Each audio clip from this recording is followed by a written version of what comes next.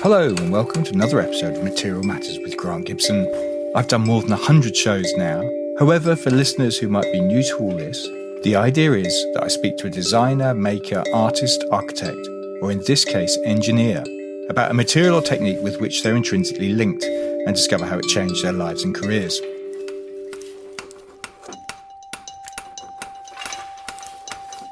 Today, I'm delighted to meet Neil Thomas. Neil is the founder and director of Atelier One, one of the most creative engineering practices in the UK. The firm has worked on building projects such as Singapore Arts Centre, Federation Square in Australia, and Baltic in Gateshead.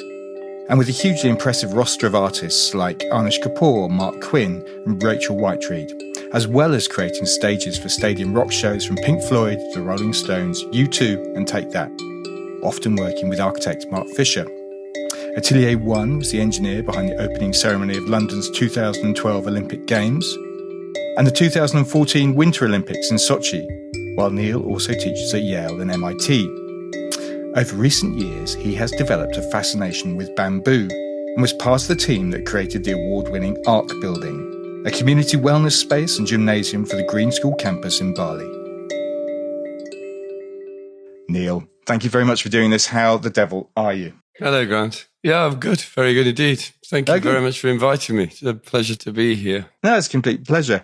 First things first, where are you? Because Atelier One has an office in Clerkenwell, but looking at your background on Zoom, I don't think you're there. I'm in Wilmslow, near Manchester. I have, for a long time, actually 20-odd years, worked remotely, just for personal reasons, really. I married 15 years ago. My wife, who is Indian, she lived in Manchester and her family were here. And so I moved up to live with her, close to her family. Okay. We went on to, 3 children, and I live in Wilmslow now. Very good, which is a very nice part of Cheshire, I believe. Lovely. Very nice indeed. Yeah. Can we talk a little bit about the firm? Because you're not huge in terms of employees. No. Is that deliberate? Yeah, Atelier One currently is about 20, 25 people and kind of stays around that number, except in certain circumstances. I've run Atelier One, started in 1989, and Aaron Chadwick, who is my partner and equal shareholder of Atelier One, we've been partners for 25 years. We've run it that way, relatively small. In the year 2000, we got to be 40 people, and we both kind of went, no, we don't really like it very much. There was more management than there was engineering. And we both wanted to be engineers. And so we said, no, we'll keep it at a size that suits us. And I mentioned it changes except certain circumstances. So for Gardens by the Bay, for instance, which is a $1 billion garden in Singapore. This is Wilkinson Eyre with the architects behind. With Wilkinson Eyre Architects, Landscape Architects, Grant Associates, and Atelier 10 as the environmental engineers. There we did something which in the film industry called crewing up. We just expanded the practice for the project. And so that's something we do if a project warrants it. We'll grow a practice. But interestingly, it's done in a very particular way too. We have this view of being small, that we're nimble and light. When we do employ people, we go and find the best people for the job, which is something that's a kind of pleasure to do because it leads to kind of different outcomes potentially. So we're kind of flexible in that way. How are you structured? Do you have offices dotted all over the world? No. We have one office in London. Right. The office in Clerkenwell, where the majority of the staff work. I, as I said, work remotely. Guy who is probably a major unsung part of Atelier One is a guy called Dickie Bentley, who lives in Cornwall, who I talk to half a dozen times a day. I haven't seen him for 6 years, not in the flesh. Oh, really? Wow. I see him on the Zoom regularly. He and I have worked together since I was at Bureau Happold 40 years ago.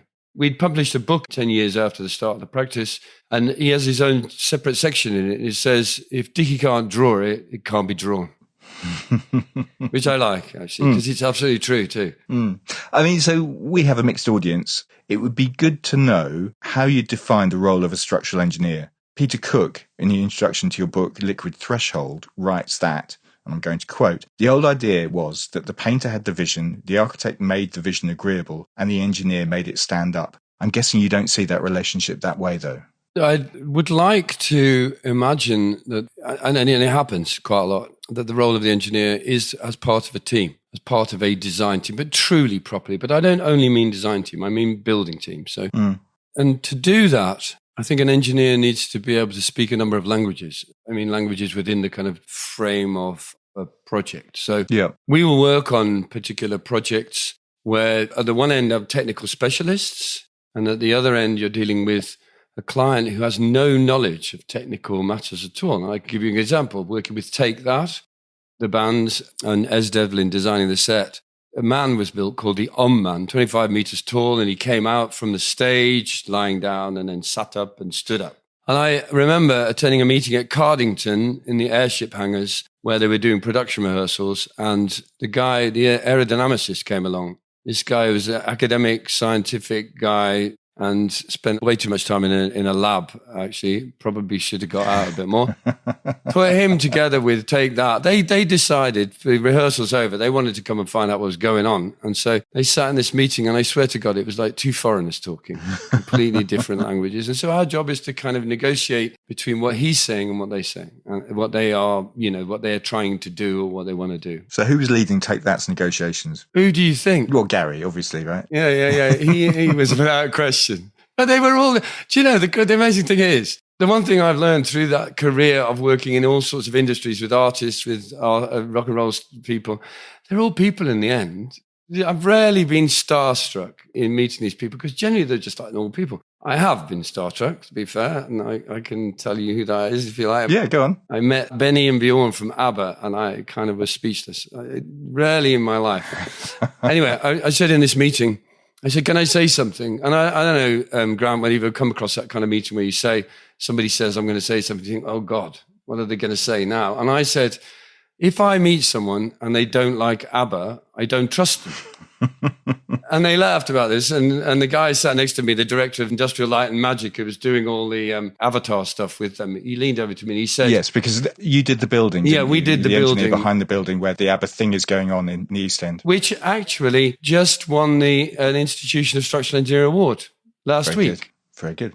Congratulations. And did Benny and Bjorn turn up for that? No, they didn't, unfortunately. But the guy from Industrial Light and Magic leant over to me and said, Neil, I wanted to say that. So roll forward 3 months. I'm in Sweden having a meeting with them, and Benny runs in and he comes over to me. Neil, he says, I've told that story to so many people and they love that story. Very good. I figure ABBA beyond kind of any sort of genre or type. They're just ABBA. Yeah, no, fair enough. Moving beyond ABBA for a moment, although, that's not easy. But I mean, more recently, you've become fascinated by bamboo. Yes. This is really what the podcast is about. Yeah. So how did your relationship with that material begin? Well, it was Marc Fisher, who I have worked with since. Before I started Atelier One, I worked for Anthony Hunt. I worked for him for a couple of years in London and ran his London office with Steve Morley. And he introduced me to all sorts of people. And one of those people was Marc. And Marc had begun a company with Jonathan Park, who was an engineer from Arup, who joined Marc. But Marc had kind of gone beyond what Jonathan was. He kind of wanted more, and he wanted to look further. And he talked to Tony about it. And then Tony said, look, go talk to Marc. Anyway, that was the beginning of a long, long relationship with Marc Fisher, and who I adored. And I was a genius, actually, complete and utter genius. And that word gets bandied around. But seriously, he had a kind of innate understanding of engineering. He's very, very clever. He changed the world of rock and roll entirely, single-handedly, I think. Changed the way stage sets were done. And about 16, 17 years ago, he told me that he was dying of cancer. And he wrote me an email and he said two things in this email. He said, one, I wished we got drunk together a few more times. And he said, go and find John Hardy, a man I'd never heard of. To that point, in the 25 years I'd known Marc, he'd never mentioned John Hardy to me. Turns out they studied together in Canada and they built inflatables together. John had taken a different path and formed a business making jewelry, and very successful business, which he went on to sell. And he lived in Bali. Right. And after selling the business of jewelry, he had children and he wanted his kids to go to school. Couldn't find a school, so built his own school, the Green School in Bali, which has now become world renowned. And I had absolutely zero reason to go to Bali except to go find John. I did, and something amazing happened. And everybody kind of in the back of their mind somewhere, whoever you are, knows something about, bamboo makes fences. And you see bamboo, people have this idea that it's... Lots of scaffolding. Scaffolding, yeah. In China, Hong Kong, you have this kind of idea that somehow they still build scaffolding for 21st century buildings from bamboo. Anyway, I stayed with John for 3 or 4 days. He lives in Ubud in the center of Bali, the spiritual part, and he owns and runs a hotel called Bamboo India. But he took me to see bamboo, and I saw bamboo that I didn't believe could happen. Houses, 6-story high houses, the green school itself entirely built from bamboo, and no walls, no doors. So not only physically open, but metaphorically. None of the buildings had walls or doors? No walls. Right. It's the tropics, Bali's in the tropics. The temperature is kind of 31 degrees throughout the year. Rains a lot, but so you have to keep the rain off. But in terms of the weather, it doesn't matter. But it was a wonderful place. And as I said, I discovered something that, imagine you have been working as an engineer in the building industry for 25 years, 25 years. And somebody says to you, oh, I've got a new material to show you. You've never seen this before and you didn't know this existed. And then they go, look at this. So 4 or 5 days of spending time, all the time with John, most amazing man, bonkers, but a genius as well. And no wonder he and Marc got along, very similar in their kind of nature, although Marc wasn't quite as bonkers as John is. And I've been going ever since. And when I left to those 4 or 5 days, there's a little bridge as you leave John's hotel across water. I was on that bridge and he gave me a hug and he said, Neil, he said, if you were a girl, he said, I'd be stroking your ass. And I said, John, you are stroking my ass. So, I mean, that was the beginning of a political correctness hasn't reached that part of Bali, obviously. No, not with John, anyway. That's for damn sure. And I've been going ever since. So, and what I discovered was bamboo, it's a grass, not a wood. People, mistake it. It's not wood, it's grass, and it grows like grass. Where does it grow, Neil? It grows throughout the tropics. So there's a band, above Tropic of Cancer, Tropic of Capricorn, straight through the whole band of the world. So 50%, 2/3 of the world. It grows prodigiously, 1,600 species of it throughout the world. And if you go to the South America, they have a particular bamboo called guadua, it's the very popular structural one. In Asia, it's more Dendrocalamus asper, and in China and Japan, it's moso. I would say the 3. There are more, but those are the 3 major ones. It's often thought of as invasive. Yeah. People are nervous around bamboo who don't really know it very well. Bamboo comes in 2 types, 2 main types. One is in terms of classification, one is a running bamboo, one is a clumping bamboo. Clumping bamboo grows like it says, as a clump. So there's a kind of root below ground and it grows rhizomes and the culms, as they're called. The culm is what? Is the stem? The culms is the kind of tube of bamboo. If you imagine blades of grass. Almost like the trunk, yeah. Okay. Yeah, so instead of blades of grass, it's the kind of tubular thing that grows up, which is called the culm. So a clumping bamboo grows a whole bunch of culms, maybe, 50, something like that, but it stays in a clump. The running bamboo does something else. The root runs horizontally underground, grows horizontally. And the rhizomes, which form the basis of the trunk of the bamboo, they grow along this running root. Now, if you leave it to its own devices, it will continue running and run and run and run. So you have to be very careful when you're working with running bamboo and you have to control its growth. It can be done. It can be done in a relatively easy ways by creating barriers beneath the ground, and that could be water, or you just create a kind of a small wall because it only grows a certain distance beneath the ground as well. But it does need controlling, so you do need to be careful. So yes, but it is one of those things that does put people off it.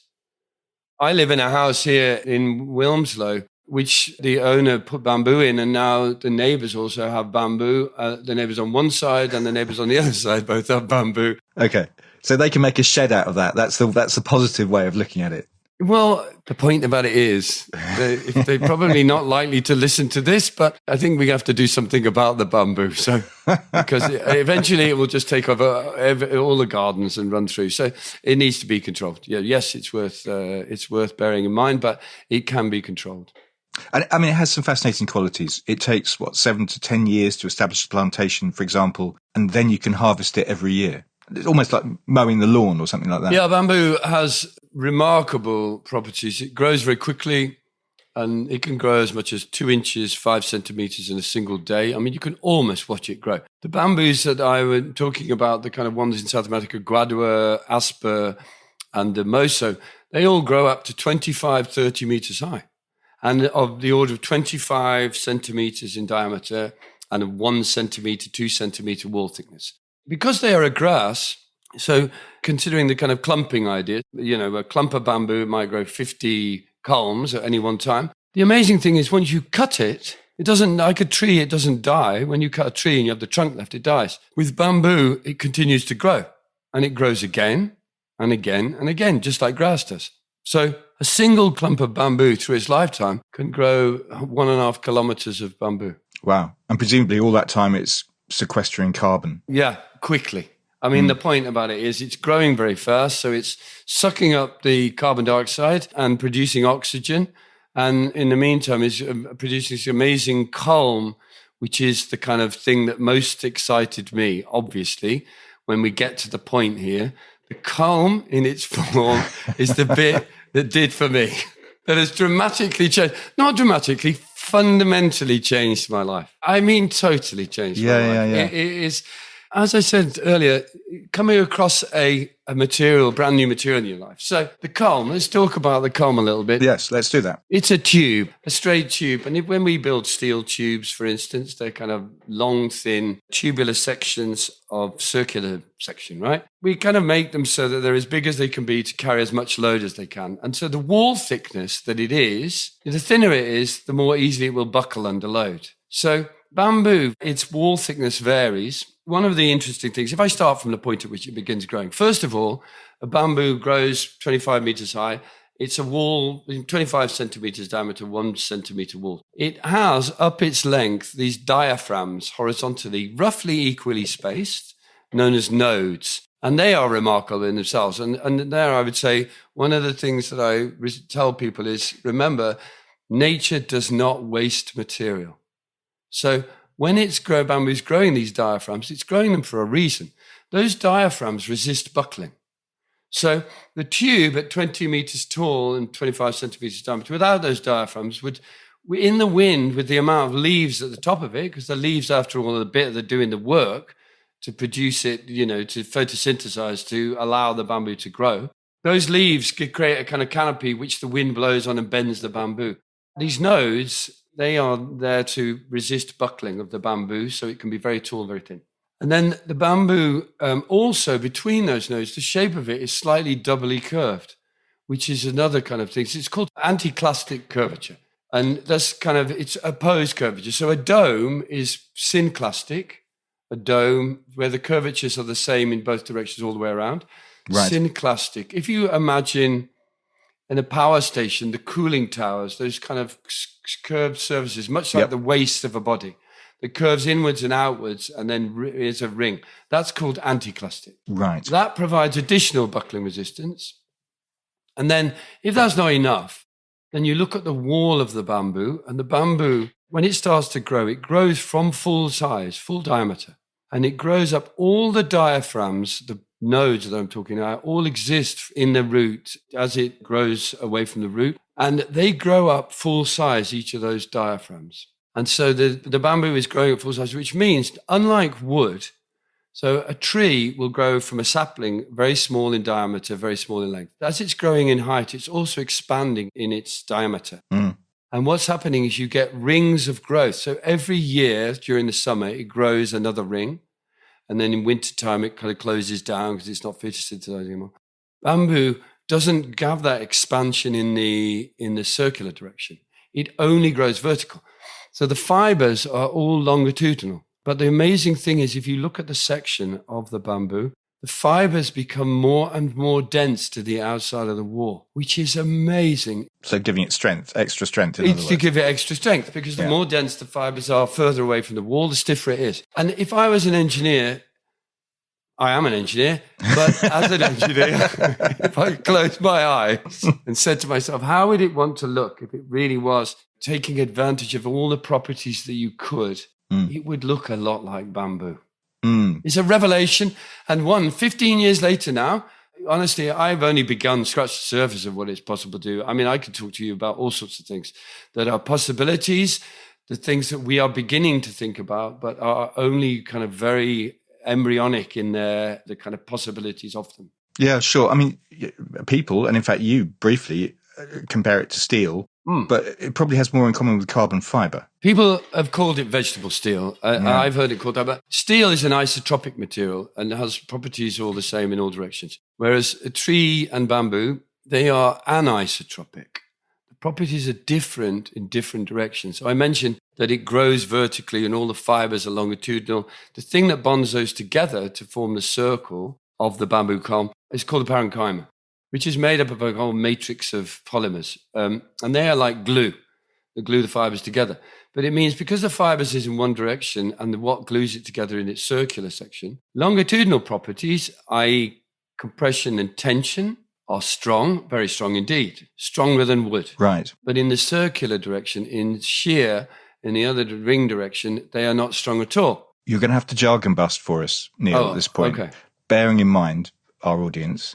So 3 words, compression, tension, shear. Could you quickly define them for us? Compression, when you put a car in a crusher and it presses down and it crushes it down, that's compressing. You're compressing it. Tension, a bunch of kids at the end of a rope pulling in a game of tug of war, they're pulling that in tension. And the one thing I always tell people is to try to feel these things. You'll understand them. So imagine compression. Your body is pushing down on the floor. That's compression. Tension, if you pull on something, then that's tension. And shear, a little more difficult to explain. But if you imagine a pack of cards, I think is probably the most straightforward way. If you push the cards halfway across the deck, as they begin to slide apart, you've overcome the frictional resistance between the upper part and the lower part. And that is the shear force. Okay. It's shearing that interface of the one card upon another. So bamboo shears easily, which means, for example, you can't just put a bolt through it. No. If you're transferring force through a bolt, the bolt will load the thing sideways and it will pull the bamboo apart. So it does mean that there are properties of bamboo which allow you to do all sorts of things. And this is what I mean. It's very important when you understand when you work with a material, you understand the properties. It's easy to say, it's good in compression, good in tension, but not very good in shear. But that's not true. Don't see it like that. It's different. And you have to think about it differently. That's the great thing. It means you can split bamboo along its length very easily. And in fact, there's a tool that's used like a knife, but it has 3 crossed blades.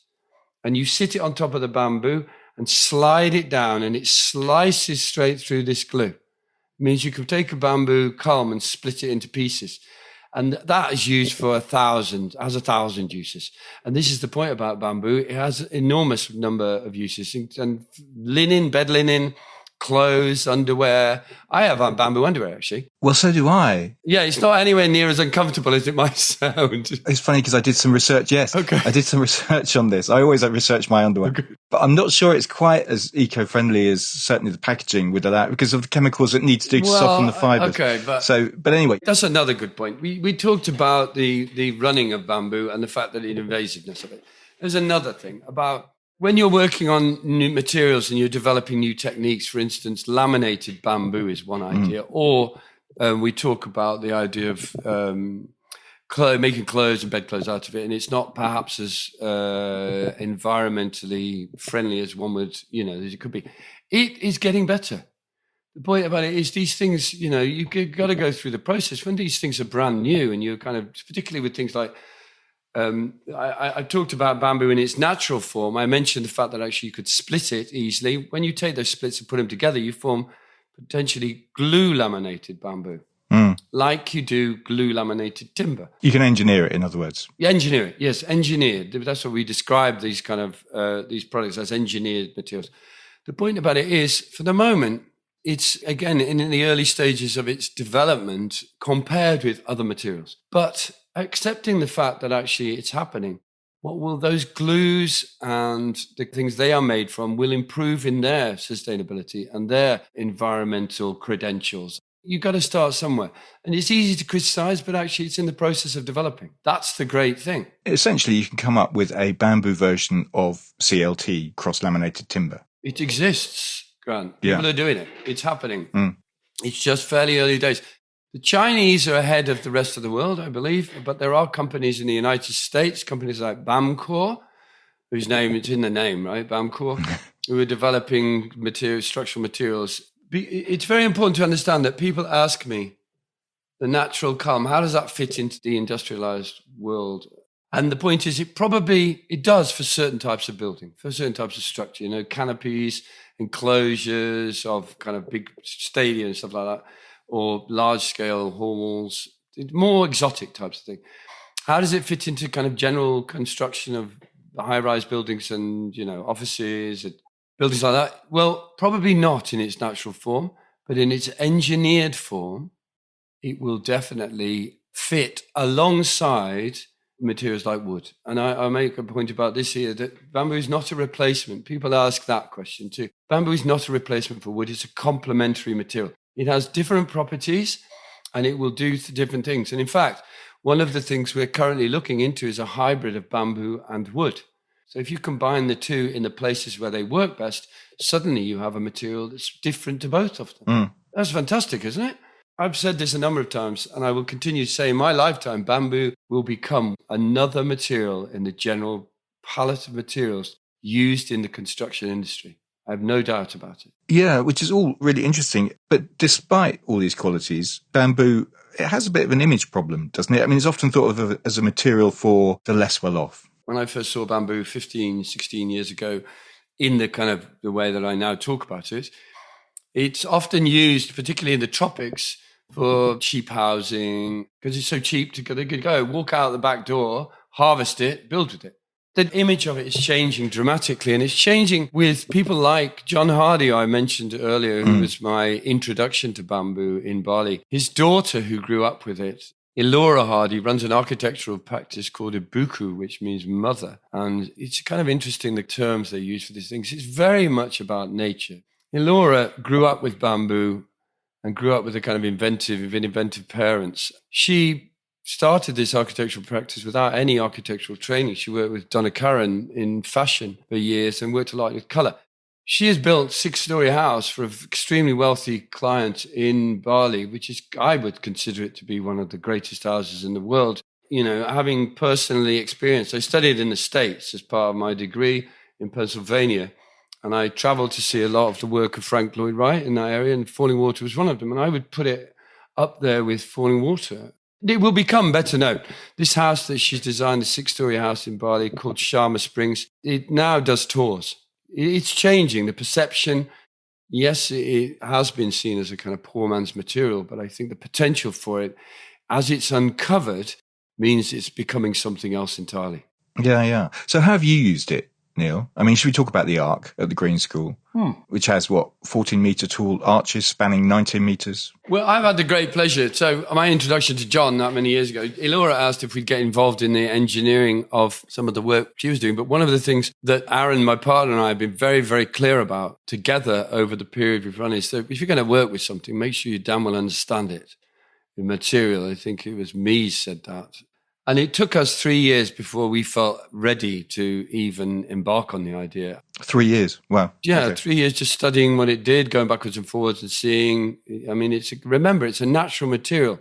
And there are a lot of things going on which you can't write in a code of practice. So we started working with Elora, worked on a number of projects which culminated a couple of years ago in developing a design for the Green School, a new gymnasium, which I had the pleasure of working with Jörg Stamm, who is probably the greatest builder of bamboo that I am aware of in the world.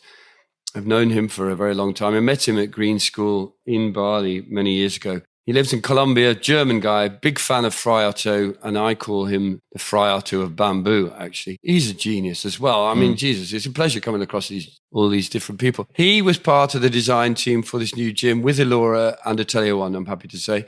And what developed was a structure which is formed from a series of arches with surfaces built from split bamboo, anticlastic surfaces, doubly curved surfaces between, which form this kind of rib cage. And that was completed 2.5 years ago and went on to win the Sustainability Award for Atelier One at the Institution of Structural Engineers Awards, and went on that night to win the Supreme Award, which is very nice to be awarded the Supreme Award for supremeness after 30-odd years working. It's a pleasure. And honestly, I would say as an accompaniment, it was a joy doing it. It's a pleasure seeing it. And I go there every single time I go to Bali. I go and see it because it is just a wonderful thing. I hope you're enjoying the show. I just want to say thank you to everyone who visited and exhibited at the Material Matters Fair in September. And of course, a huge thanks go to our headline sponsor, the lighting specialist Bert Frank, as well as our other sponsors. The fair will return to Barge House, Oxo Tower Wharf next September from the 18th to the 21st. If you're interested in exhibiting, do drop me a line at hello@materialmatters.design. That's hello@materialmatters.design. Look out for more news on exciting live events happening next year in the very near future. So is it true that you gave up a teaching post at Yale to teach at the Bamboo University, or Bamboo U, founded by John Hardy's son, Orrin? Yes, Grant, it is true that I taught for 5 years in Yale with Aaron. Aaron and I share Atelier One, work related. So when we teach together. We share the teaching thing. So we were invited by Bob Stern to do an engineering course at Yale, which we did for 5 years. And I also was invited to teach at MIT. So I was traveling to New York and then on to Boston and did a couple of years in MIT doing teaching there, which was a remarkable place. I'd recommend anybody go and visit MIT. And I started to get involved with John's son, Orrin, who ran a farm, but began this. I happened to be doing external examining at the AA in London, the Architectural Association in London. And I got together with Orrin, who started to do a course, a short-term intensive course in bamboo, as, adjoined to the farm. And I took a bunch of students from the AA out there, did that, and then he started these courses on a regular basis. And he invited me to go teach in Bali. And I was teaching in New York, and I was teaching in Bali, and I had to make a choice because my body just wouldn't allow me to do it. I'm not young anymore. It was time to make a decision. I'll tell you what it was that made the decision for me. When I was in Yale, I found a lot of people, they're very, very busy telling you they're at Yale. I can see why. And, for me, if I said I taught at Yale, people would look at you like, I got it. But when I went to Bali, these people were invested 100% for 11 days, lived and breathed bamboo, and they were rare. And it was a bunch of people, all sorts of disciplines, people from 20 to 80. And they were all they wanted to do was know and understand. And I realized that not only I could, through going there and talking to them, it meant I had to learn more and more about bamboo to be able to, teach, which suited me down to the ground because I'd made that choice. And so I had a choice. It was either New York or Bali, and the difficult choice was Bali. I was going to say, it's not that hard. That's a first world problem. Okay, so I know there are projects in China and the US using bamboo. Is it being used close to home in the UK or Europe? So when I started looking at bamboo, and it was in the tropics and Bali, the majority of building of bamboo, but we started to look for it in the UK because obviously we're here. Bamboo is grown in Trebain, which is a kind of botanical garden in Cornwall. These kind of bamboos I'm talking about, Asper, the big ones, Gradua, and they're grown full height down there. The temperature is such and the climate is such that it works. Elsewhere, you can buy bamboo, but it's kind of small diameter, not too big. But you could still do stuff with small diameter, not too tall, 2, 3, 4, 5 centimeter diameter, 6, 7, 8 meters tall. And we were contacted by a group called Imagineer, and particularly by a woman called Orita Zaz, who is an incredible person. Drive, you've never seen Drive like it, this woman. So she comes to us about a bridge they built and said, can we do something? What would you do something if we just done this in wood? And we said, well, bamboo, obviously. That was 4 years ago. And now we've had a festival in Liverpool with them, Imagineer. They've got a new festival going in the Midlands. And there are all these people who are starting to get involved. And the great thing about it is they've recorded people at these bamboo festivals and the pleasure on people's face. I can't tell you. Because bamboo, we can all work with bamboo. What's amazing about it is you could take a knife to it and do it. It's not like working with wood or steel or concrete. You can't do that. A piece of bamboo, anybody can do it. And that's amazing. So out of small diameter bamboos, we built this thing at Keele University, 16-meter arch, from which trapeze artists and this circus did this huge performance. Again, thinking about knowing and understanding your materials, if you've got small diameter stuff, you have to think about putting together in different ways. But that's the joy of it. The real joy is actually it gets you to think about what that thing is and what it's capable of. What are the downsides of all this, Neil? You've painted a very optimistic picture of bamboo, but fire would seem to be an obvious issue. Water might be another. You asked me what the downsides are. I was about to say there aren't any, but of course there are. Because I would say that, wouldn't I? You would. Bamboo's like any natural material. You have to treat it with respect. Bamboo doesn't like to be in direct sunlight. So when you take bamboo, when you've harvested it, you've cut it. And I mentioned earlier on about the fact that it's natural. It's best harvested at nighttime. Why is that? Because of the tides and the water pressure pushes the water further up and the moisture content's higher when you harvest it at nighttime, which is very good for the bamboo. Interesting. So this is what I mean about stuff you can't put in a code of practice, right?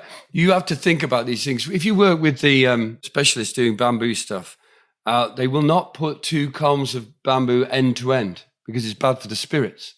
Imagine writing that into a code of practice. So the point is, what does it like? It doesn't like the sun, right? You treat it for sugars afterwards because it doesn't like termites. Termites will eat it. So you treat it with a borax treatment to remove the sugars.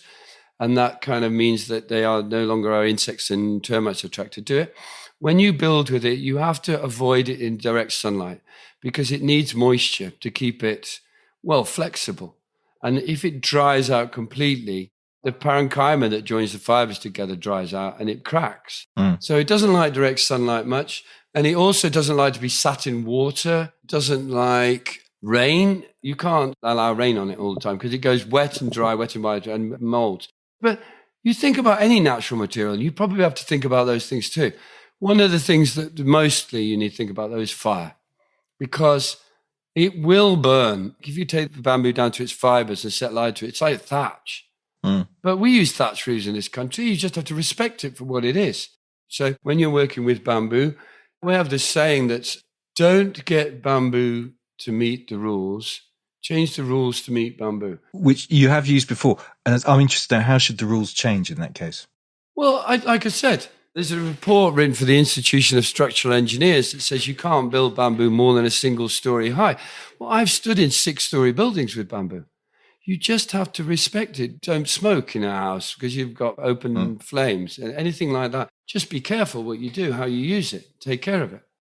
People are looking into treatments for bamboo. It has a silica layer on the outside. In the dropping of the atom bomb in Hiroshima, the only thing left in the blast radius was left alive afterwards was bamboo.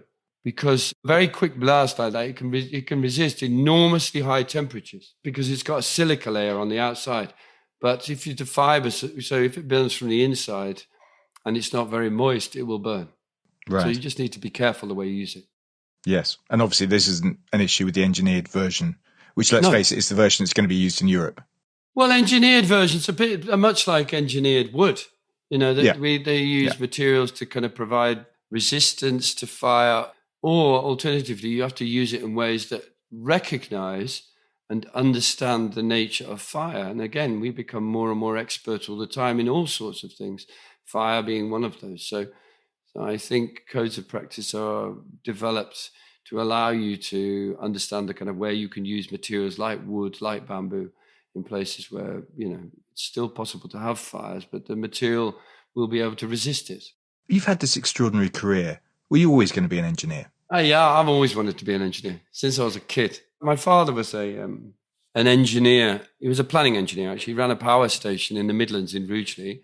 Yeah. Well, I used to go on the train to London when I was going backwards and forwards to the office. I would pass by every time, but my father died quite a long time ago, and now the power station has been taken down too. But my father used to take us, when I'm one of 7 children, I've got 4 brothers and 2 sisters. One of our days out would be to go to the power station, which is kind of an interesting day out, but for me it was... And they had these things, cooling towers, I mentioned them. And one of them was a dry cooling tower. A cooling tower, those big shells that look like the waist of a body, circular in section, but they're kind of curved, anti-clastic surfaces. And this dry one you could go inside it. And I remember it's huge, right? It's enormous. I'm 9 years old. Everything looks even bigger when you're that age. I'm wandering around this thing and I noticed there's a bird circling the inside of this dry cooling tower, and it's rising around in these circles, spiraling upwards, but its wings aren't moving. And I remember thinking, you double take that kind of thing, right? Mm. And it's obviously floating up on the currents that are in there. And I don't know, something there and then. I kind of felt it, and I was always going to. And I loved, my summers out of university were all spent working at that power station. And I used to get to hang out with people doing boiler refits, throwing huge steel work around, like big lumps of steel, doing high pressure welding. And they were doing non-destructive testing of these welds, X-rays and all sorts. So I saw people working with steel and being able to kind of move around and manipulate steel in a way you don't see in the kind of conventional building industry. Mm. And as we said, you've worked with all these bands from Pink Floyd to Gary and Take That. Was music an important influence on you? Yeah. I've had certain big influences on my life. I mentioned Marc Fisher. Will also was an influence from that. But there was another, probably. If I had to cite one influence, apart from my parents, it would be David Bowie as the greatest influence on my life, because David Bowie showed me I could be anything I wanted to be. Because David Bowie was reading all the beat poets and that kind of whole period from the 60s, 70s, Jack Kerouac and Brian Geis and William Burroughs, I started reading all that. And then he became fascinated with Japanese. And so a lot of his stage sets that he did through the period of Ziggy Stardust, they were all Japanese clothes. So I went to Japan for a week just because he did. So I went to have a look. But also I started reading Japanese literature as well. And people like Haruki Murakami, who wrote the Wind-Up Bird Chronicles. And David Bowie said I could wear makeup and I could dye my hair and I could do anything I wanted. I didn't have to look. I went to a meeting once in a kind of porter cabin somewhere in the south coast. And I walked into this porter cabin, sat down, diddled around a bit as everybody's talking. And I said, what are we waiting for? And they said, we're waiting for the engineer. And I said, I am the engineer. The thing is, I had long hair and I just wasn't I guess, I never did it on purpose. It's just what I wanted to be. It wasn't doing it perversely because I wanted to be different. It's just what I wanted to be. And you had a ponytail? I did have a ponytail for a while, yes. Linda Ralph Knight, thank you very much for that. Linda put me in the photograph, the back of my head in an article in Design Week many years ago. Ah, very good, because she edited Design Week for a very long time. Yeah. Yes. I mean, the firm is called Atelier One, but there are actually two of you. Yes. You and Aaron Chadwick, who you've mentioned. What do you both bring to the practice? I've seen you quoted as saying that we're Morecambe and Wise, but I'm Eric. Is that true? Aaron and I have worked together I would say it's a pretty successful partnership. We worked together for 25, probably more than 25 years. In that 25 years, oddly, we've never shared an office. Right. Interesting. Is there a reason for that? Well, I think I mentioned a few bonkers people. I think, actually, to be quite honest, I'd have done his head in by now if I'd worked with him. So, and I'm the bit, I've said it a number of times that we're interchangeable. I've never argued with him in 25 years. But we have both agreed right in the beginning that we would do things that interested us. And that's how it's been. I first met him. He was a student at the Manchester, at Leeds actually, and he was doing some teaching in Manchester. And he'd learned to draw, and he won the Young Engineering Student of the Year. And he contacted me and said, I'm doing this. And I said, well, let's do some work together. And we did a bit of work together. He'd learned to draw in 3D. First person I'd ever met, an engineer who'd learned to draw in 3D.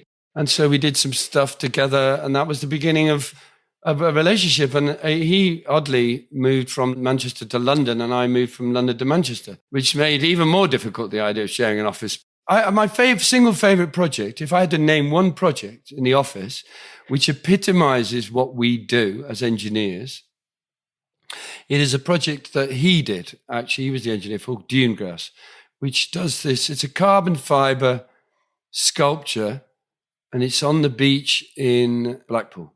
It's this carbon fiber column with this head on it, but it does this really weird thing. What it is, it's supposed to kind of roll backwards and forwards like grass or, trees in the wind. And it does that, But if you design it as stiff enough to allow it to be flexible at low winds, then as it gets very, very high winds, then it bends over and it will break. But it does this remarkable thing that it bends in the wind to a point when it stalls. And it stalls at high winds, and any winds beyond that don't move it. It just sits there. So it moves very, very beautifully, gracefully in low winds. And as it gets to extremely high winds, it just stops, bent over, hunched. It's just remarkable. Does Aaron share your fascination with bamboo? When I first came back from Bali and said we're going to work with bamboo, as people thought it was a bit of a joke. And Aaron was my partner was slightly cynical about it. But as time's gone on, I mean, he sees exactly what I see.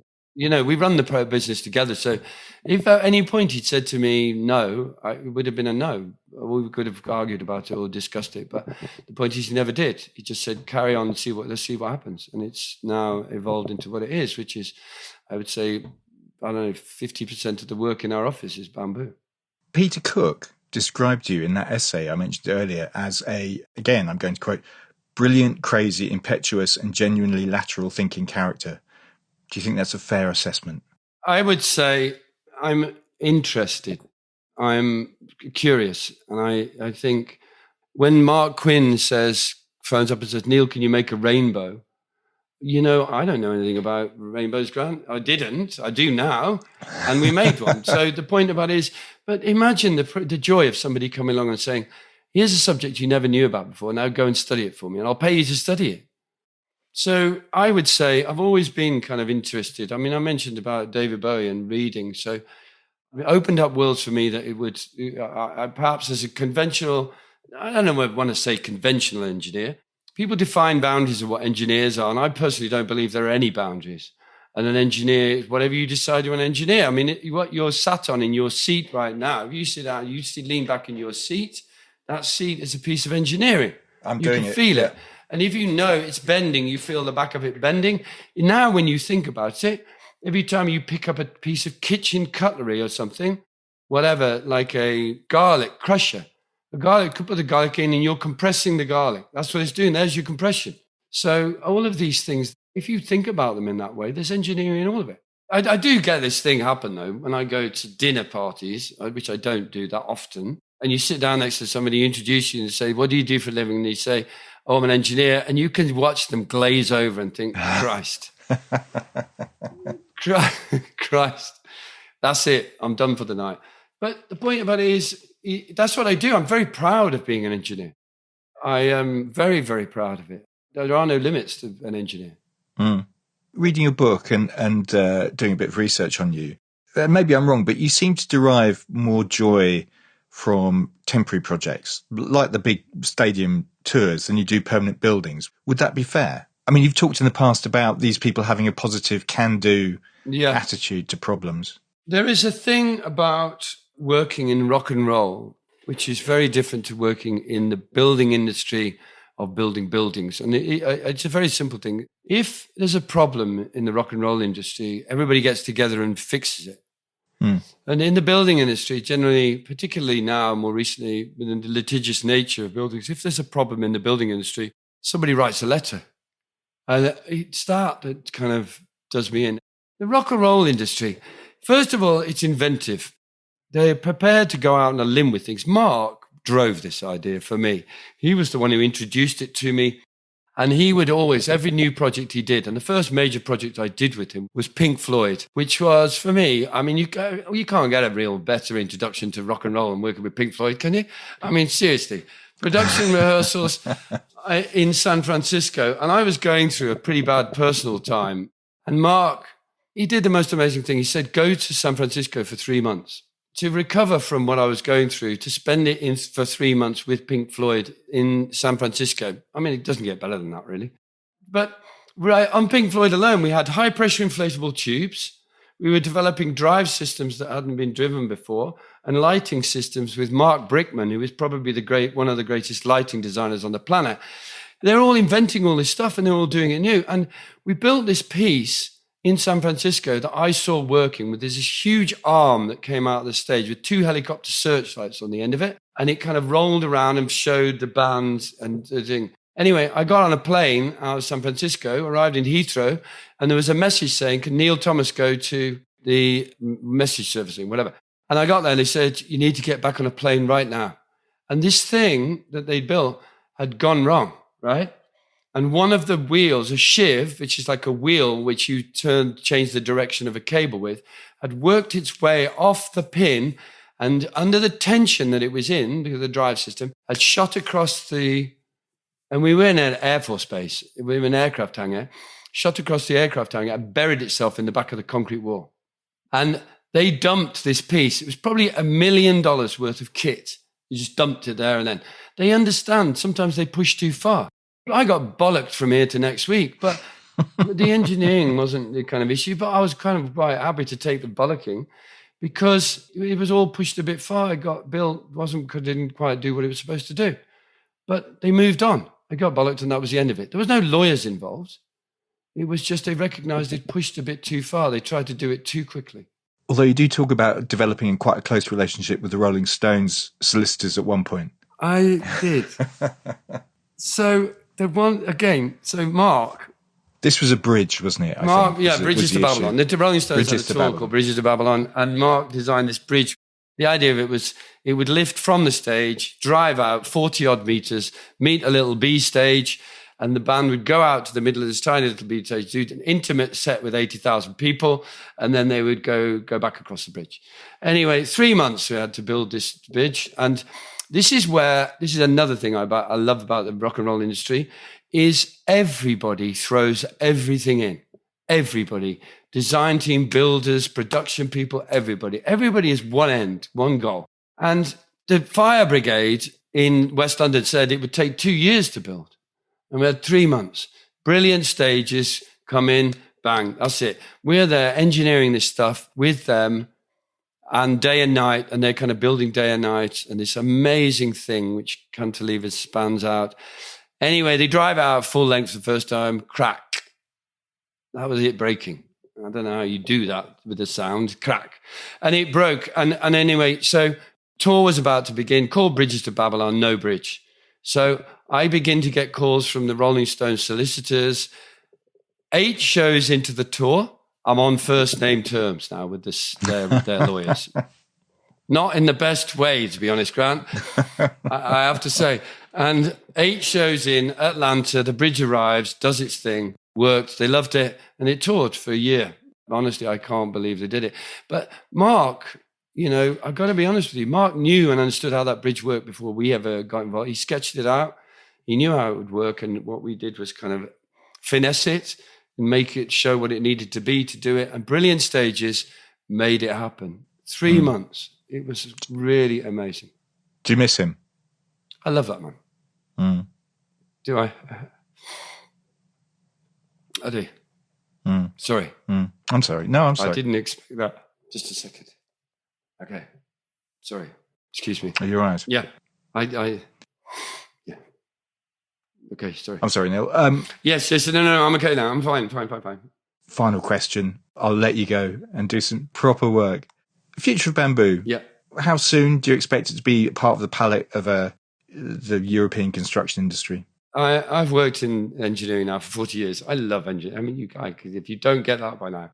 And I discovered a new material 15 years ago. In my lifetime, bamboo will be in the kind of general palette of materials that people will be using. And the potential for it is enormous. We're looking at doing a lot of grid shells. People are kind of interested in grid shells now, 3-dimensional surfaces where you use the shape as the stiffness. And it means you have to bend the bamboo, and you can bend it elastically, which means you just kind of bend it into shape. Like you take a ruler, a scale rule, and bend it. That's elastic bending, cold bending it's called. But you can also do this thing, heat bending, where you heat up the bamboo and you melt the parenchyma, and the fibers that do the work slide over each other, and you can change its shape. Ooh. Unbelievable. Okay. But what we found out is if you can melt the parenchyma, which holds the fibers together, we can weld one piece of bamboo to another. That's something else again. Man, and we only just discovered that. So I'm 15 years in and I've got a lifetime ahead.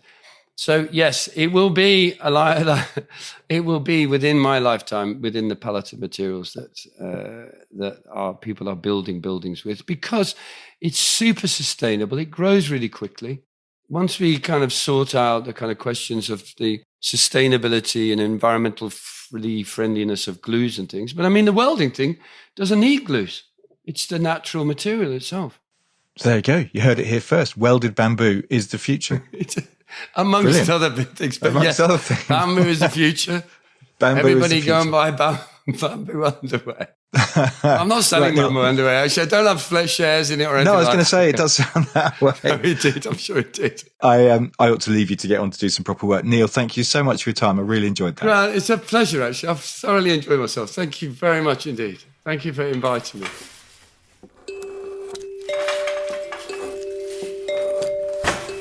To find out more about Neil and Atelier One, go to atelierone.com. As ever, to find other podcasts that I've done and to sign up to our newsletter, go to materialmatters.design. And there are images relating to the interviews on our Instagram page, which is also materialmatters.design. Finally, this is really important too. If you've enjoyed listening and want to see this podcast flourish, then please rate and review on Apple Podcasts or wherever you listen to this from. And it would make me incredibly happy if you went to my Patreon page and made a pledge at patreon.com/Material Matters. For as little as £2.50 a month, you can receive invites to various Material Matters events, as well as getting access to each episode before it's published to the wider world. Material Matters is a completely independent concern, and any help you can offer would be hugely appreciated. Ultimately, you'll be helping to take the message, the importance of materials, skill, craft and design to a whole new audience. Thanks very much for listening.